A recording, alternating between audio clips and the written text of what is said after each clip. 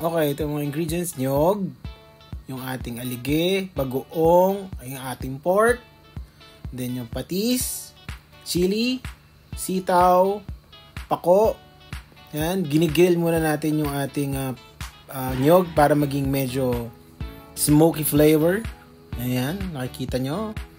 Yan, medyo susunugin natin siya.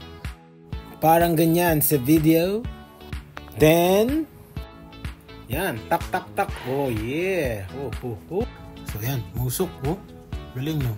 Yan, pigay-pigayin natin muna para lumabas yung gata. Unang piga muna tayo. After ng unang piga, susunod lagyan na natin ng tubig yan. So ngayon, oil na, garlic, onion. Saute lang natin ng konti. Then yung pork natin. Yan. Lagyan natin siya ng 2 tablespoon ng patis. Then lagyan natin yung bagoong. And yung ating alige, tig 2 tablespoon. Yung ating dish medyo kakaiba. Kaya lagyan natin siya ng alige. Okay.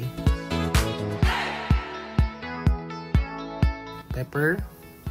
Medyo paglagyan natin pepper, medyo papalambutin na natin siya ng konti. Yan, kita mo. Lagyan na natin yung ating sitaw, chili.